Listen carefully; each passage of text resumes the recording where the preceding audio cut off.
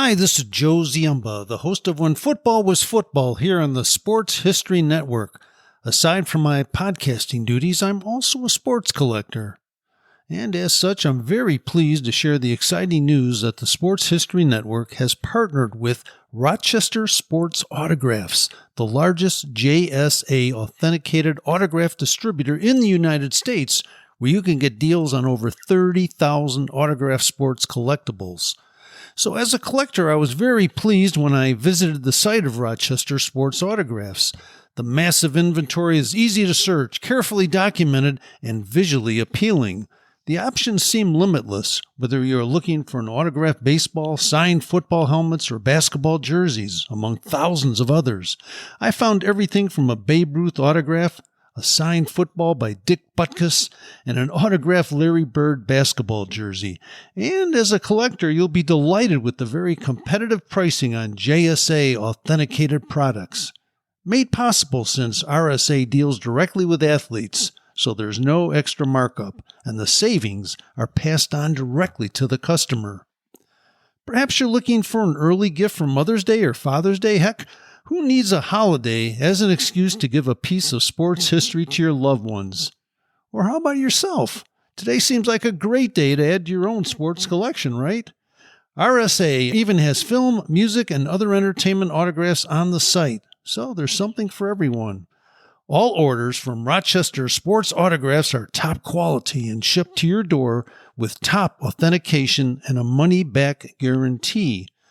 And to make sure RSA knows that the Sports History Network sent you, we created a special link for you. All you need to do is head to shoprsa.com/SHN. That's shoprsa.com/SHN to get your own piece of sports history today. This podcast is part of the Sports History Network, your headquarters for the yesteryear of your favorite sport. You can learn more at sportshistorynetwork.com. On September 7th, 1997, Final Fantasy VII launched in the United States, a game that many have argued to be the best game of all time, further popularizing the genre into the mainstream. In this same year, a show that helped transform a genre would be in its final season. And even though he didn't know it at the time, this week's guest working on this final season would ultimately play a major role in transforming fantasy football from just a bunch of nerds to being mainstream in America. This show, well, let's just say it had one of my favorite characters growing up, Mr. Al Bundy. Welcome to Fantasy Football Origin Stories, where each episode is a journey back in time to explore the unique experiences of some of the coolest and most influential people in the fantasy football industry. I'm your host, Arnie Chapman, also known as the Football History Dude. Now, I love fantasy football, and I want you to come along with me to explore the yesteryear of the armchair gridiron. So hop on board my DeLorean and let's get this baby up to 88 miles per hour. This time to step of the DeLorean, the date is September 6, 1997 at the Green Bay Best Buy. We're camping out, waiting in line to be one of the first to grab our copy of Final Fantasy VII, presumably releasing at midnight, because back then that's kind of what they did. They released them and you'd actually go to the store, you wouldn't just download it. We're sitting there, and next to us, we got a bunch of rowdy Green Bay Packers fans walking through, throwing some shade on us, calling us nerds and everything. Talking about how this is going to be our year, and they can't believe that in Green Bay we're wasting our time in this game. What a bunch of nerds, they say. Well, these fans were actually on their way to the airport to fly over to Philadelphia because the Pack would be taking on the Eagles the next day for Week 2 of the 1997 NFL season. A season that actually found success for the Cheeseheads. However, this ended up in the Super Bowl, losing to John Elway's Denver Broncos. But really, we probably should have called them the Terrell Davis Broncos because TD Terrell Davis had one incredible season. He was actually number 2 fantasy scorer that year in 1997, only behind, yep, we discussed this previously, Mr. Barry Sanders. But speaking of the Packers, Dorsey Levens was number 3 scorer, Brett Favre was number 4, and Antonio Freeman, number 8. The rare occurrence where if you were just a homer and took these 3 guys in your fantasy football draft, you would have been taking home the Lombardi trophy. Well, let's not get ahead of ourselves. Not the Green Bay Packers Lombardi. It's the fantasy football Lombardi trophy this time. And that brings us to this week's guest and how we're going to tie it all in.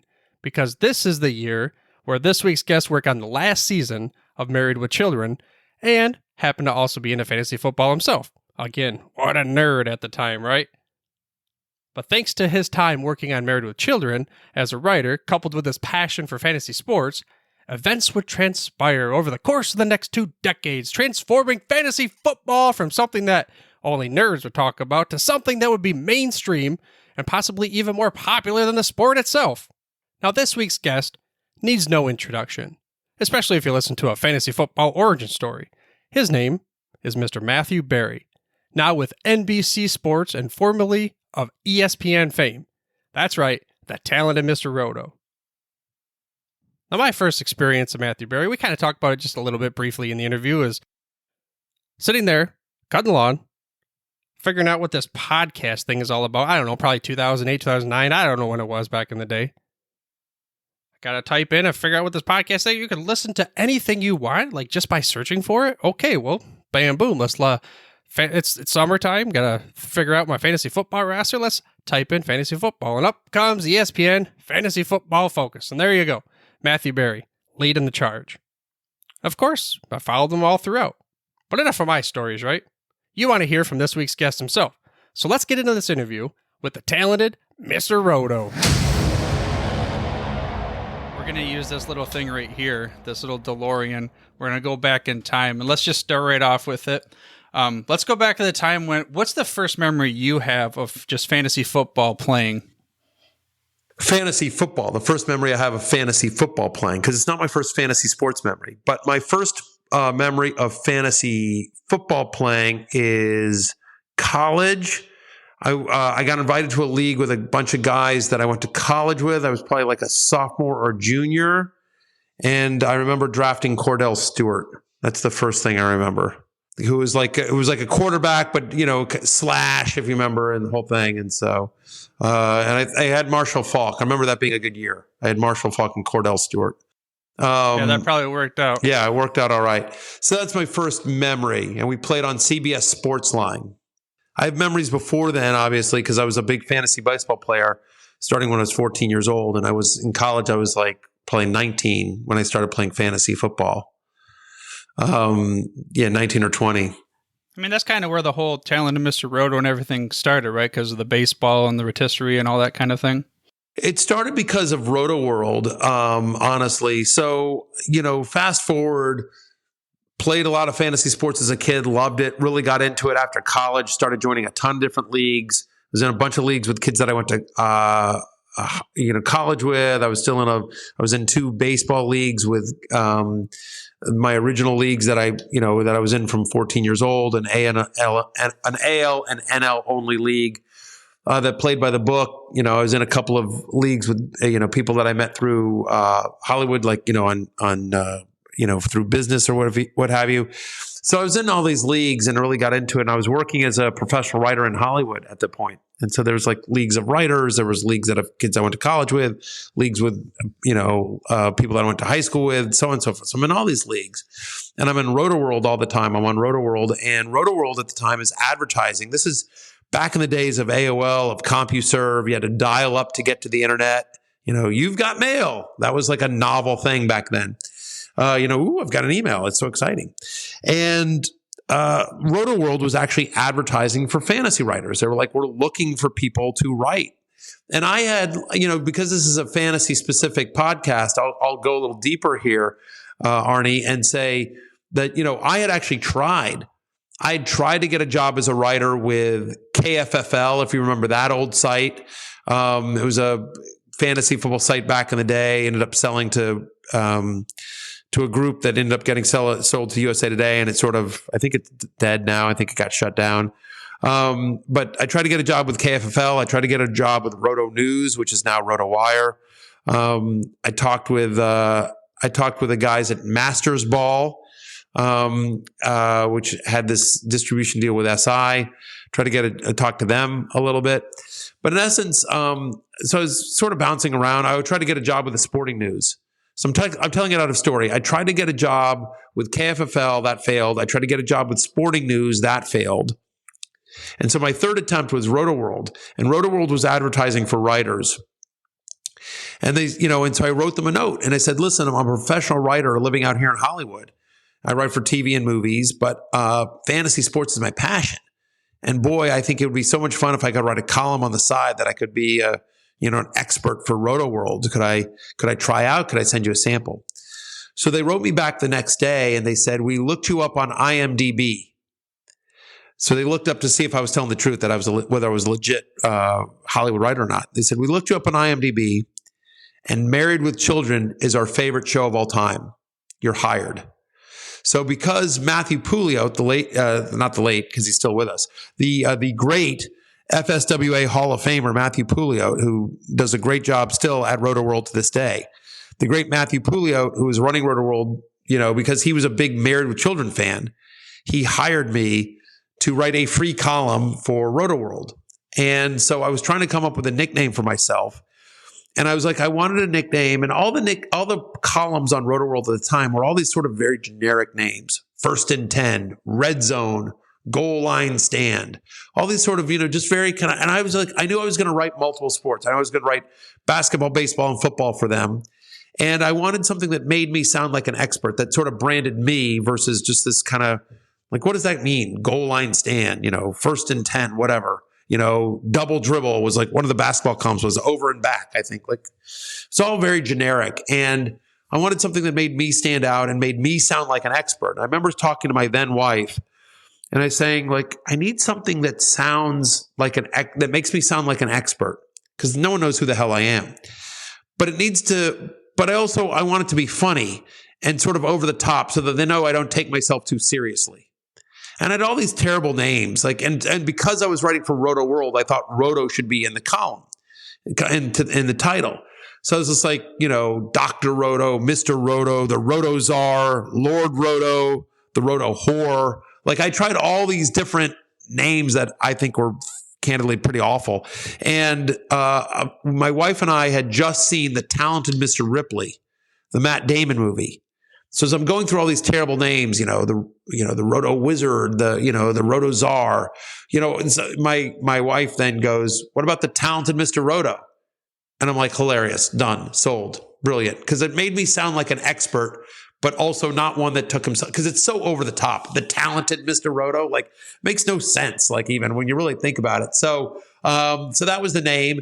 And by the way, Arnie, like, this was to be a goofy column on the side that that I write once a week.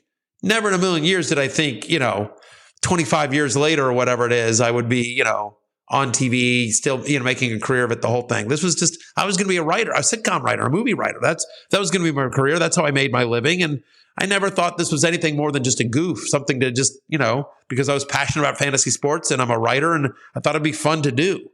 So there wasn't a lot of thought given to it, other than I thought it was a funny sounding name that accomplished what I wanted. It made me sound like an expert, but one that didn't take himself too seriously, because it's goofy and over the top.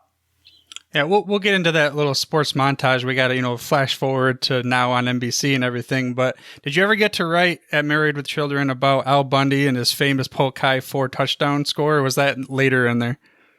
It was, I never got to write on that particular episode, but we did make reference to, obviously, his glory days. We did an episode when I was there with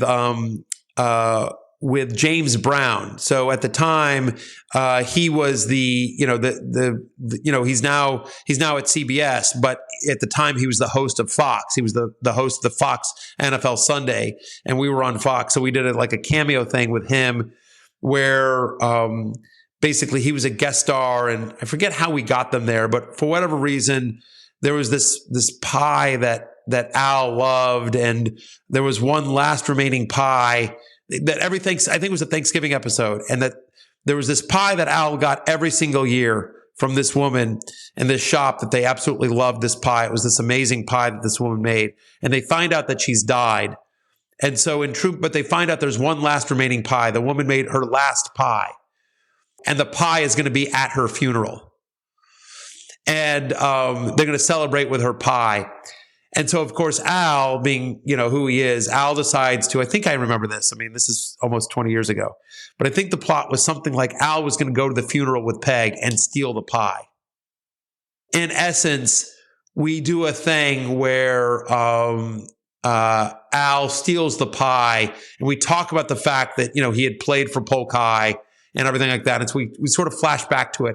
And in essence, Al takes the pie, and everyone's getting up to stun him. And then, he has to flash back to his Polk High days like a running back and plow through everyone to get the pie out of there. And he's doing it, and he's holding it, and he's stiff arming people, and, he's running with the pie, and like, you can't do this. I scored 4 touchdowns for Polk High. I can do it, and everything. So he does this. And ultimately, I think James Brown, it's his church that he goes to. So he's there at the church. And it might have been the character that died might have either been his mom or his aunt or a cousin or something. I forget how we connected it. But anyway, James Brown ends up saving the day, not to ruin the episode, but James Brown ends up making the tackle to save the pie for everyone else instead of Al, I think. So we did reference it, and it would come up in jokes all the time, but I never got to write that specific episode. I joined the show after that particular episode, but we always had a lot of fun with that. Number 33, Polk High. Yeah, there you go. I mean, growing up, that was one of my staples as a show to watch as a kid and everything. And I was curious. So we're going to flash forward to your whole fantasy football career. But when you were a writer in Hollywood for, let's just use Married with Children, the production, like how does that go about crafting these various stories to decide what story you're going to go with? And then how did that translate in your fantasy career? Well, in terms of, the process of a sitcom, every show is slightly different. But in general, on Married with Children, there was what was called a writer's room. And, so there was probably like 8 or 9 of us that sat around a table, and we'd pitch ideas. You just pitch ideas. What about this? What about that? What if Al does this? What if Peg does that? And you just sort of throw out ideas. And then somebody might say, what about, like I think somebody said something like, okay, well, we have to do a Thanksgiving episode. And we're like, what can we do around Thanksgiving that hasn't been done? And where somebody else says, I said, like, I think I threw it. I said, well, you know what? The day after Thanksgiving is Black Friday.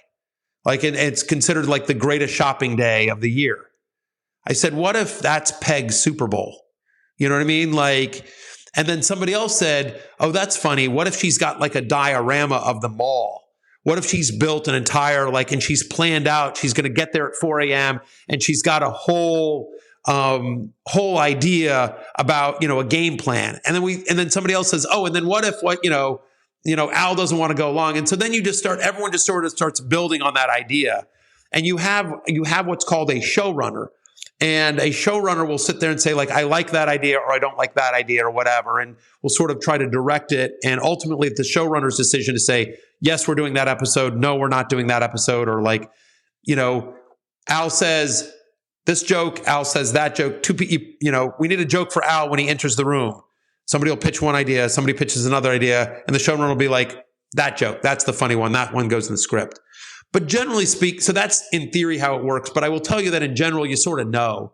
When you pitch something and you get a laugh from everyone in the room, you're like, it's sort of consensus goes, okay, oh, that's great. We got something here. Let's everyone try to pile on and pitch ideas. And so it's a really creative, collaborative process is how that goes. And in terms of how that influenced my fantasy football career, I think the biggest thing is here's what I would say.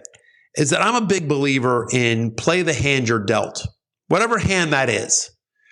And so being a writer, specifically on Married with Children, but being a sitcom writer in Hollywood, what they did is that taught me a couple of different things. It taught me about structure. And you're like, structure? Who cares about structure, Barry? And nothing exists without structure. Like from the simplest, from the simplest joke of the rule of 3, right? The third is the funny thing, right? Is from the simplest, of joke structure to story structure of you set something up and then you pay it off later. And, et cetera, et cetera. Whether it's storytelling or joke telling or combined, you can't do it without a structure.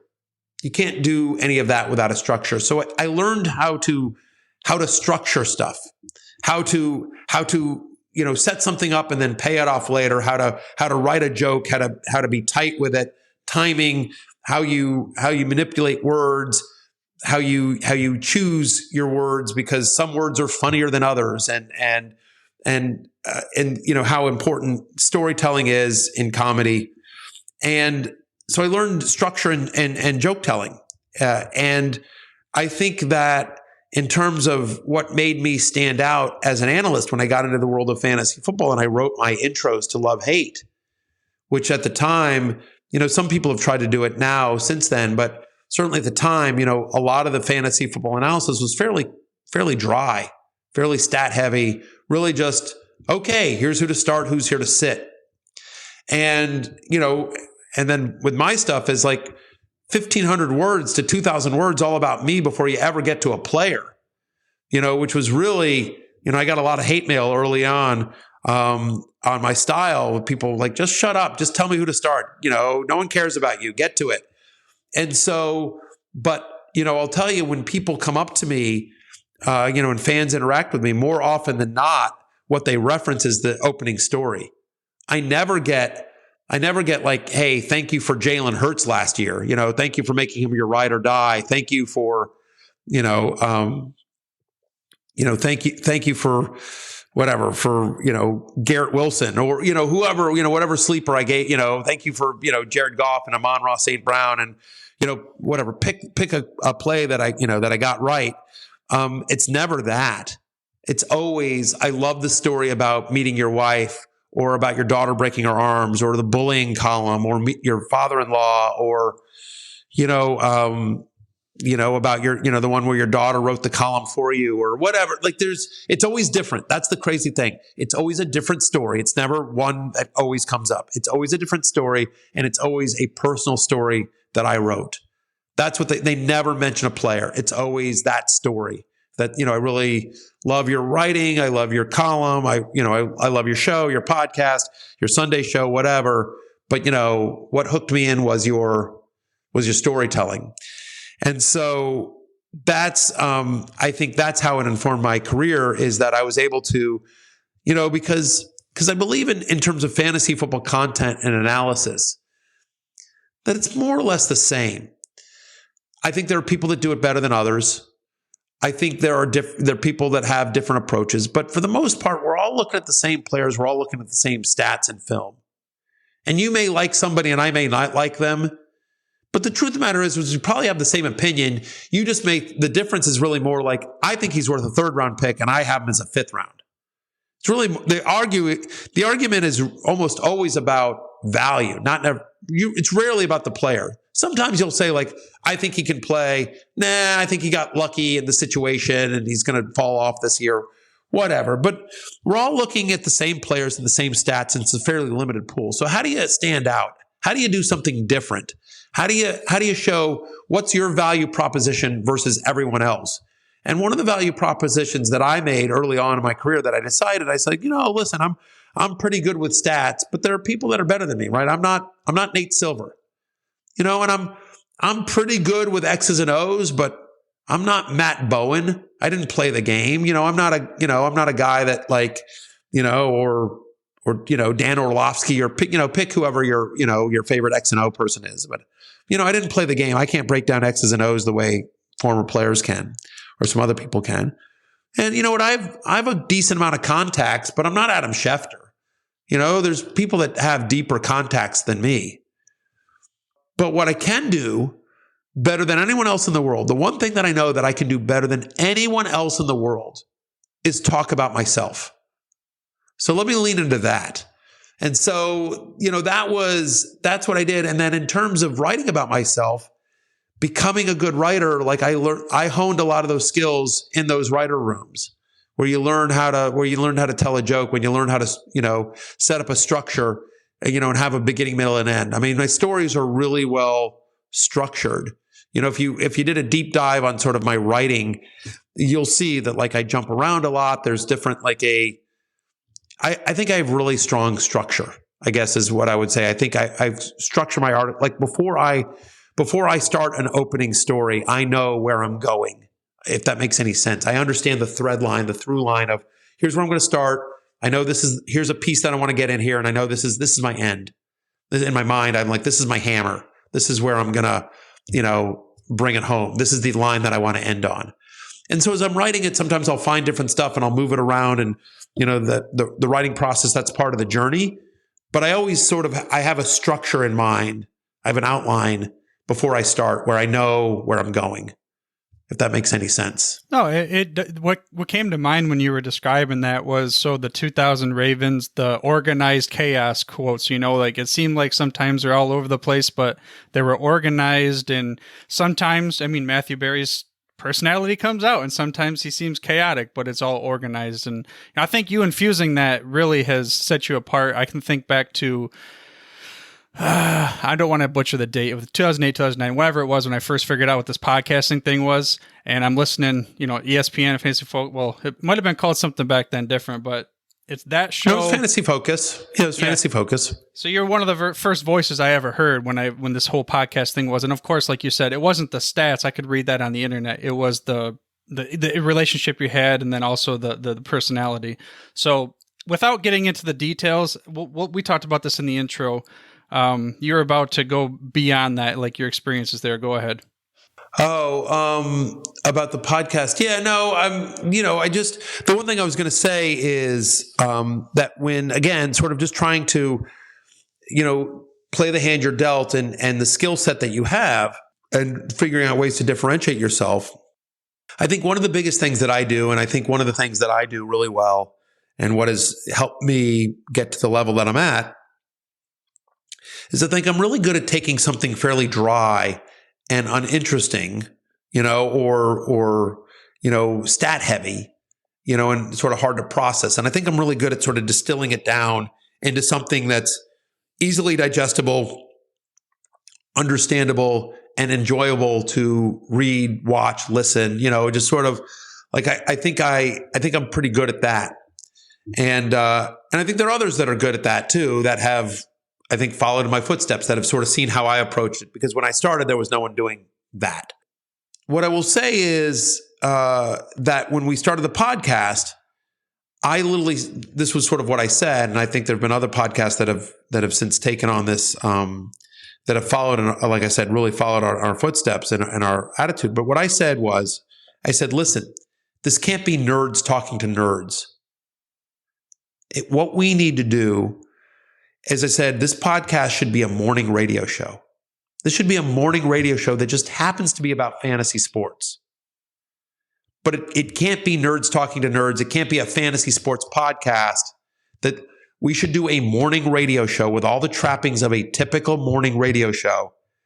But what we're talking about is fantasy sports. So we're having those conversations, and we're using all the trappings and tools of a typical morning radio show. It's just our language is fantasy sports. And so what that means is like everyone has a nickname and we talk about our personal lives, and we have fun bets, and we have nicknames for players, and we have, branded segments like, goofy things, whether it's like, when we were doing baseball and football. So we were like, Bonafide or Bonifacio, because Emilio Bonifacio was kind of this flash in a pan, who had like one great season of fantasy relevancy. So it was like Bonafide or Bonifacio. And so,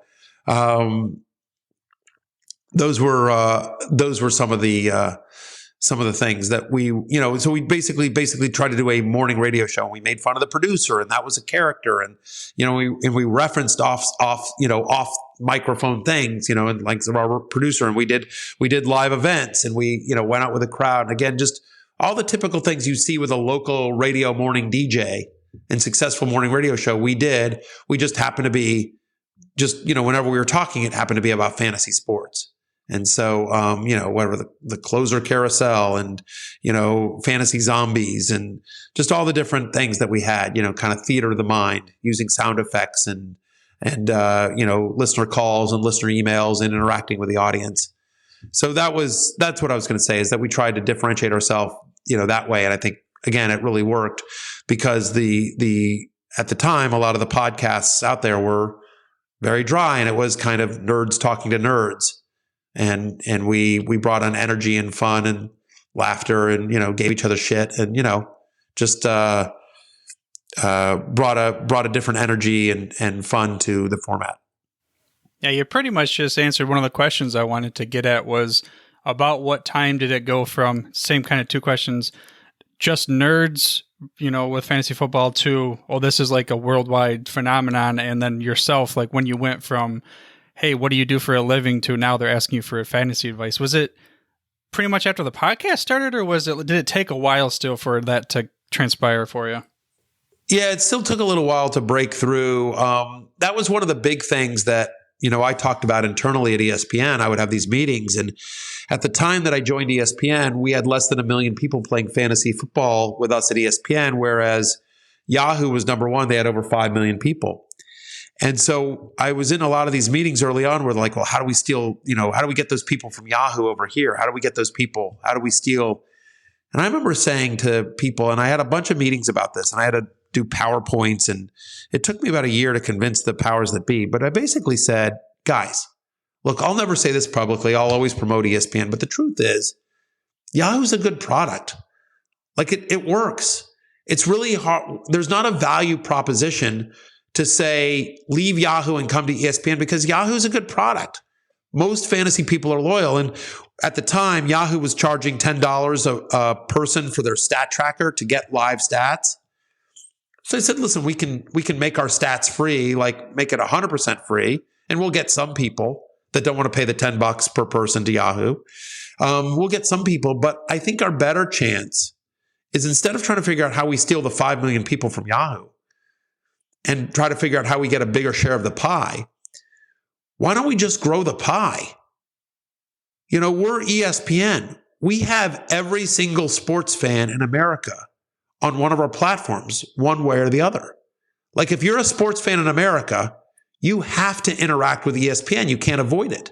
There's just, whether it's Monday Night Football or the college football playoffs or NBA, like there's too many things that are exclusive to ESPN that even if you hate ESPN, you have to watch ESPN for certain things. So I said, we have every sports fan in America on one of our platforms. So instead of trying to convince the people that already play fantasy at Yahoo to switch to us, why don't we just convince sports fans to play fantasy? Isn't that easier?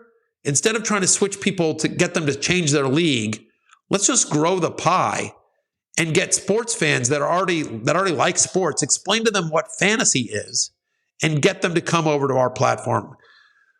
I said, I think we are better off doing that.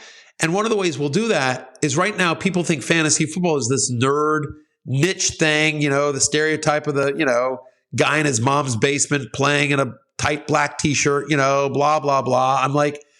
I said, we need to make it cool. And by cool, I mean, we just need to make it something that guys do.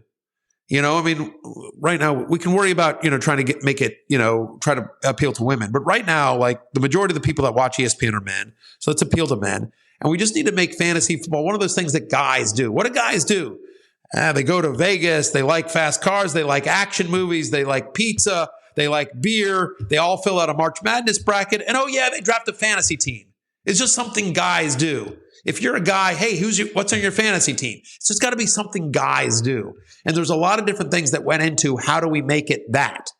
And so part of it was in terms of how we presented it. Part of it was how I presented it. Like, hey, again, I sort of made my stuff very mainstream.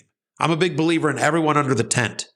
And I think that's one of the mistakes a lot of content creators make, especially in DFS and sports betting now. But it's that they talk down to their audience. I see it, you see it a lot now in DFS and sports betting content, that's not a plus EV play. And, my algorithm says this, and, I think the ownership percentage is 23. So that's too high for a GPP, blah, blah, blah, or whatever, they're saying. And I think people at home are like, I don't understand this nerd talk, man. I think the Ravens kill him. How do I put $10 on the Ravens killing him? Like, I really think the majority of sports fans are that. Or, hey, I want to try out DraftKings. I don't have a spreadsheet. I don't have an algorithm. I don't even know what a GPP means or what, ownership percentage or late swap. I don't understand any of that. I just think the Ravens kill him. And I think Lamar Jackson and Mark Andrews are going to have a big game. So how do I just play those two guys? And I think we don't, as an industry, I don't think we do a good enough job of saying like, okay, well, what you're talking about is you want to stack Lamar Jackson and Mark Andrews. And the reason that makes sense is because of the potential that if they connect, that's kind of double points. And if you think that's a high scoring game against the Bengals, you might want to bring it back with Jamar Chase or what, you know what I mean? And just sort of explaining the theory behind all that stuff. Instead, they just use all these, they use words to make themselves sound smart. And I think that one of the appeals that I have is that I don't sound smart. Right? That I very purposely try to be a man of the people. I'll give you two examples one is ESPN used to do they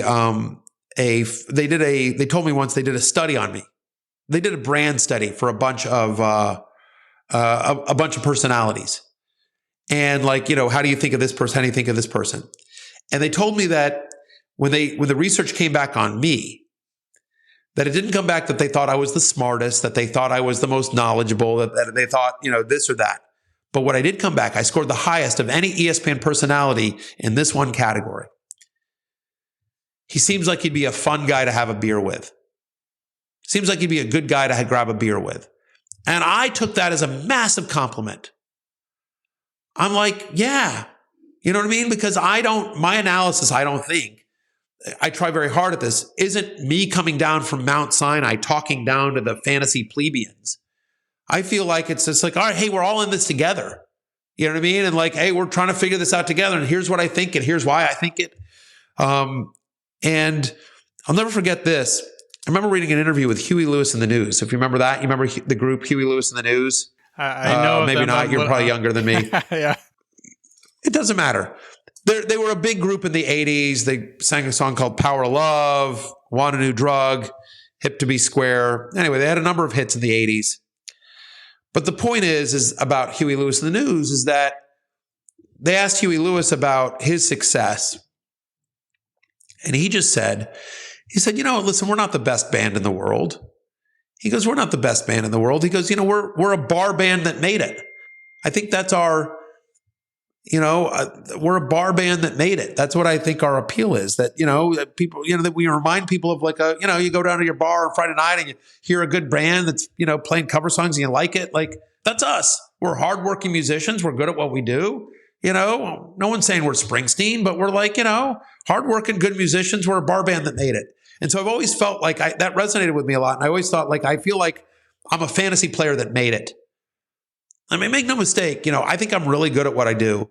And I think there's a lot of people that agree with that statement, but I feel like my attitude has always been, and I've tried to present myself this way as I don't think I'm smarter than everyone else. I don't think I'm the smartest guy in the room. I don't think I'm the greatest fantasy analyst alive. I think I'm a fantasy player that made it.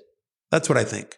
I think I'm one of us, and that's always sort of been my approach and my mentality. And so to get back to your original question in terms of, I think that was somewhere along the way, I want to say probably 2015, maybe 2014, 2015, that I feel like that's where it went from. And after I'd been at ESPN for a number of years and we kept making it about, this is something guys do.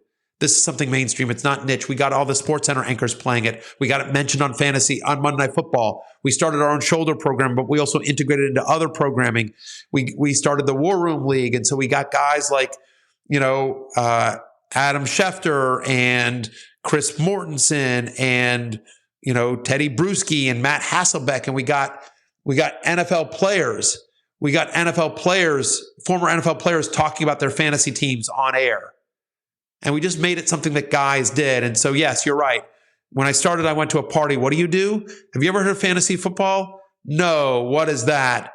To now, hey, can I get a picture with you and show you my team? That's what happens when I walk to a party now. That kind of leads me into something I did want to talk about. Like you said, you're at a party now and someone wants to take a picture and show you their fantasy team. Without going into the detail, how cool was that to be part of Avengers Endgame, right? It was amazing. It was, it's probably the best non-kid, non-wife experience of my life professionally. It's certainly top three. I would say it's a bucket list moment, but how do you put that on your bucket list, right? A bucket list is, the things I want to do before I kick the bucket, right? I want to climb Mount Kilimanjaro. I want to jump out of an airplane. I want to who says, before I kick the bucket, I'd like to be in the highest grossing movie of all time worldwide. Hey, before I die, I'd like to be in a scene with Robert Downey Jr. I'd like to be part of the MCU. You can't wish that. It just doesn't happen. And so, it was incredible, and what made the experience so amazing for me, Arnie, is that that because of the popularity of fantasy football, because of the platform that's been afforded me by, first ESPN and now NBC Sports, I've been really lucky, and I've gotten to be invited and do a lot of different things. I've gotten to know a lot of celebrities and athletes, and I've gotten, some really cool experiences. And so there have been times where it's a musician, has reached out and been like, oh, I'm a fan. And I'm just like, I appreciate that. And I'm like, I wish I liked this person's music. You know what I mean? Not that I don't like it, but it's just I'm trying to make it somebody who's huge in techno. And I'm like, I just don't listen to techno music. I'm sure there are people that would freak out that, I know this person, but I just don't, I just never.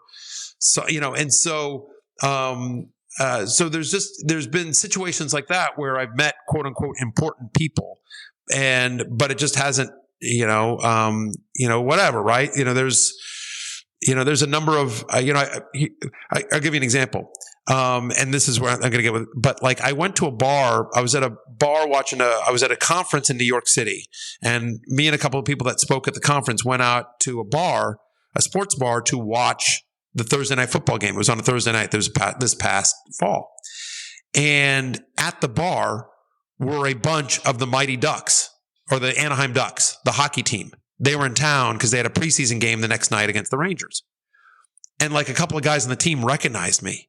And they're like, hey, and we got a team of, and I'm like, oh, awesome. Thanks, guys. And they're like, ever want to come to a game and blah, blah, blah. And I'm just like, I'm not a hockey guy. I've gone to a handful of games. They're always fun, but I don't know. I can't imagine when I'm ever going to be in Anaheim and, whatever. And so they're all really nice guys. And I took a bunch of photos and they told me about their league and whatever. And I did a video giving one of the guys in the league crap and it wasn't there and whatever, but it was sort of okay. Right. So the reason I tell that story, Arnie, is that I've had a lot of opportunities like that where something cool has come up, but it's just it's not meaningful to me just because of my own personal interests or because of where I live or whatever. Avengers, I'm a massive fan of the MCU. I'm a massive fan of the MCU. I watch everything and everything. I love the MCU. And Joe Russo, just as I've become friends with Joe Russo, the director, which is how I got into into the movie, is just the loveliest guy. He's just the sweetest guy in the world and just a dear friend of mine, somebody I truly love. I love that man. And so, being in any movie is cool. Being in a movie that's successful, obviously, is super cool. But for me personally, who is already just a massive fan of the MCU, of the Avengers, of Robert Downey Jr., of Chris Hemsworth, of the Russo brothers, of, everything they've directed, for me to then get to experience that was just mind blowing. Just because it is literally one of my favorite things in the world, is the MCU. I watch it religiously. I rewatch the movies over and over. So it's, so that was, indescribable in terms of, like I said, one of, if not the best non-kid, non-wife moment of my life. Talk about the coolest moment when he turns around and he goes, Avengers assemble, the tears in the eyes and stuff at the theater. Yeah. It just goosebumps, right? Because I hadn't seen, here's what I'll tell you, you're so shrouded in secrecy they shot Infinity War and Endgame back to back. And just to give you an idea of how far in advance they do stuff, I remember this distinctly. The week that I filmed my scenes in Avengers Endgame was the weekend before was when Thor Ragnarok had come out in theaters. Just to give you an idea. So after Ragnarok, you had Ant-Man and the Wasp, you had Avengers, you had Captain Marvel, you had Avengers I'm trying to think of the exact order. But before Avengers Endgame, I know that Ant-Man and the Wasp, Avengers Infinity War, and Captain Marvel all came out before Endgame. So I think that was the order. I think it went Ant-Man and the Wasp, then Infinity War, then Captain Marvel, then Endgame. So there were still 3 movies to be shot or released to the public before we ever got to Endgame. And so there were still references in the, and so it was all secretive. When I got there, I only got the 2 pages of the 2 pages of the scene that I'm in. That's it. And I wasn't given those scenes until I got to set. Like, it wasn't sent to me or emailed to me or anything like that. And I wasn't told the rest of the plot. I know nothing else other than those 2 scenes. And so again, Infinity War hasn't come out. I have no idea about the gauntlet, that the Infinity Stones have been stolen, that what we're trying to do is that my scene, I figured my scene was some sort of a flashback or a time travel thing because we're in Stark Tower, right? Which, obviously got destroyed. And I'm in a scene with Alexander Pierce. So, so I know I've done some own, but like, they don't tell you. They're like, hey, just so you know, here's what's going on. And Tony's bringing down the Tesseract and blah, blah. Like, they don't tell you that. They're just like, here's what we need you to do. And so, and it was over 2 years until I got to see it all put together. And all I knew was my 2 pages. I didn't know where in the scene, I didn't know where in the movie it was coming.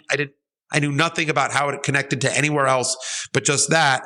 And so, in the theater, like, that was just a goosebump moment, when Cap,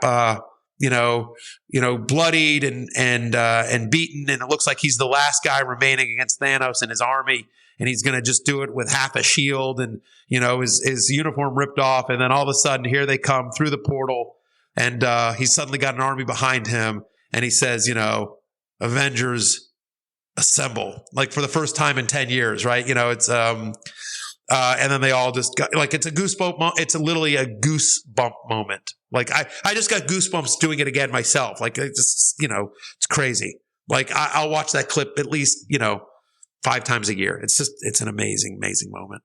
And it's a credit to all the actors and the writers and the Russo brothers for, it's hard for a movie to live up to the kind of hype that it needed to after 20 some odd movies and a decade of filmmaking. And that movie did. I mean, the Russo brothers and the writers of that movie, Marcus and McFeely, truly brilliant. Yeah, I mean, I can't relate directly, but yeah, I mean, the MCU is the same thing. I watch it all over the time, and I just emphatic with it. So as we start to get closer here, there was a game I wanted to play. We'll call it like the Gauntlet or something with the 6 Infinity Stones. Take your, I don't know, some people you worked with as far as analysts. We're going to create the perfect fantasy analyst, and like they're, like in football, you get, this guy's vision. Give me your perfect analyst. Well, what are you looking for? Because the truth of the matter, listen, the fact is, here's what I will tell you. Here's what I will tell you is that at NBC, I think we've got a really great team. Like, I love Denny Carter. I think Pat Doherty, Roto Pat, I think he does a really strong job. Lawrence Jackson, Lord Don't Lose, one of my favorite people on the planet. And in terms of my show, Fantasy Football Happy Hour, Jay Croucher and Connor Rogers, they aren't pure fantasy analysts. Connor comes from more of a X's and O's background. He was the lead draft analyst for Bleacher Report for 7 years. Jay Croucher led the trading desk at a major casino for 5 years. So he's more of a sports betting guy. But they're both, Connor's more X's and O's. Jay is more analytics. But they're great as well. They do a good job. You talk about my former place of employment, ESPN. Nothing bad to say about any of them. Mike Clay, Field Yates, Stefania Bell, all 3 very dear friends of mine. They all do a great job. I think all the other people there as well are super strong. Daniel Dopp is, a dear friend of mine, does a great job. So nothing bad to say about any of the ESPN people. They all do a really good job. They're all different in their expertise. When it comes to, listen, Mike Clay's the guy that invented wide receiver cornerback matchup. Like, Mike Clay's as good as it gets. When it comes to injuries, I still to this day will text Stefania before I text anyone else. Like, she invented that genre. In terms of what I'm building at Fantasy Life. I mean, you want to talk about who do I like? Look at where I put my money. What we're building at Fantasy Life and FantasyLife.com, I'm really proud of. Right, with Peter Overzet, with Kendall Valenzuela, with Dwayne McFarland, with Ian Hartitz. We just hired Ian, and they're all great. So that's where, that's a company that, like, I've put my own personal money into. My name's on it. We're raising money for it. We were cash flow positive and profitable this past year. So, I own the majority of the company. So I could. We made nice money this year, and I could have taken that money already out of the company and put it into my own pocket, but I put it back into the company. And we're now, like I said, we're raising money from investors, but so far all the money we've spent has been, we've earned. The company has earned through advertisement and deals that we have with various companies like SiriusXM and Amazon. And so in essence, I'm using my money to hire people, and we've hired Peter Overzet, Kendall Valenzuela, Dwayne McFarland, and Ian Hartitz are all full-time employees of Fantasy Life. And, obviously I think the world of all of them. So, that's, if you want to know who do I like, look at where I spent my money. Yeah, you just described it the way I could have. And where the listener of the show can find you if they want to find more of your work, your current employer, or anything else you want to give to them. Yeah, I would just say, obviously everything we're doing over at NBC Sports Edge, rotoworld.com. You can follow me on social media at Matthew Berry TMR on all forms of social media, except the Fantasy Life app, where I'm merely at Matthew Berry. If you want premium fantasy content, I'd suggest checking out rotopass.com. Again, you talk about sort of who do I like and who do I gravitate to. Look at, again, who I'm in business with, who I pay money to. So at RotoPass, we're in business with Football Guys and RotoViz and 4for4 and Dynasty League Football, et cetera. And over at FantasyLife.com, it's 100% free. The newsletter that we do every day is free. All the tools on FantasyLife.com, 100% free. Dwayne McFarland, Ian Hartitz, Kendall Valenzuela, Peter Overzet. We've got some contributors as well. We do a podcast with Marcus Grant from NFL Network. He does a great job for us as well. Cooter Doodle. Love me some Cooter. She does some stuff for us as well. We have Sam Wallace. We have a number of contributors. Waz does our rankings. Rob Wozniak, Waz NFL on Twitter, does a great job. And so, again, sort of, if you want to know who I like, look at who I pay money to. Look at who I put my name behind. Look at who I promote. There you go. Matthew Berry, that talented Mr. Roto. An unlikely hero in the fantasy sports industry. Once destined to become a legendary Hollywood writer, or maybe just another starving entertainment contributor, to becoming arguably the most influential person in fantasy sports of all time. We skipped over quite a bit of his career, but because, there's no way to cover all of it. If you are interested in some of the details, you can still pick up his book that he launched, I think it was back in 2013, called My Fantasy Life. Or head to any number of places to catch Matthew's work. You surely will not be disappointed. And to learn more about this show and our other guests, head over to fantasyfootballoriginstories.com. That's fantasyfootballoriginstories.com. And don't forget to mash that little subscribe or follow button in your podcast player of choice. That way you get the hottest, freshest off the press episodes, each and every week. And speaking of new episodes, next week we'll chat with a guy that by day is a curer of your back pains, to at night a curator of fantasy football content, Dr. Kevin Murray. But for now, dudes, I'm through if you're through. Thank you for listening to this episode of Fantasy Football Origin Stories.